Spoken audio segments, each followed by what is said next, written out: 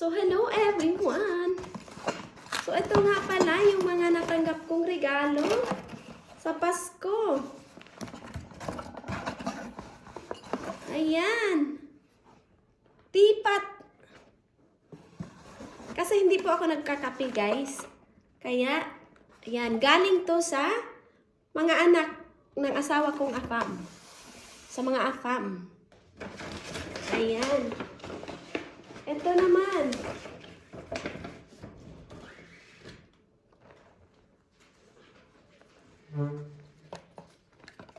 Yan. Galing din to sa mga anak ni Habi. Galing din siya sa yan, mga anak ng asawa kong afam. Ayun. So, maganda siya, guys. Maganda yung kulay. Ayan. O, diba?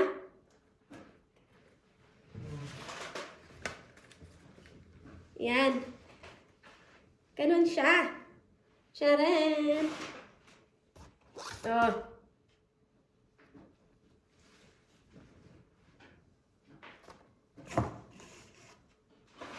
At, meron lotion. So, pwede siyang isabit sa bag. Ayan. Ito naman, regalo ni Bunso. O, handmade. Si Bunso ang gumawa niya, guys, sa school. O, diba? Ito naman, si Ate Bella ang gumawa. So, kahoy siya. Siya yung nag-cut niyan. Tapos siya nag-drawing. Magnet. Diba? So, nag-effort ang aking mga chikiting. At ito, galing sa asawa ko. So, cashmere. Yan.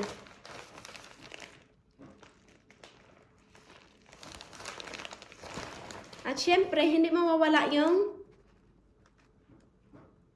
lupa pang taniman. At hindi rin mawawala yung mga seeds. So, dalawang box na natanggap ko. Yung isang box, ito yung laman.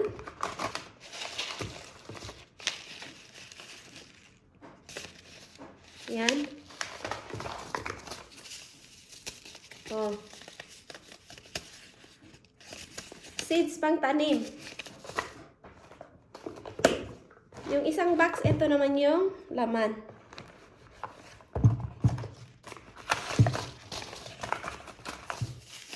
Charan!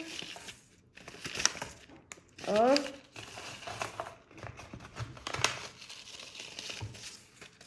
Maliit na box, pero marami siyang seeds. Ito, 6, yung isa 7. Yan. At syempre, ito. O, diba? So, hindi ako nag-expect, guys, na makatanggap ako ng regalo.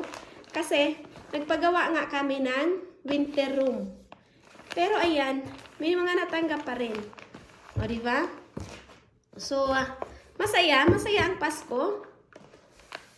Yan, Merry Christmas sa lahat. So, ayan yung mga regalong natanggap natin. Thank you so much, guys. Bye! Merry Christmas!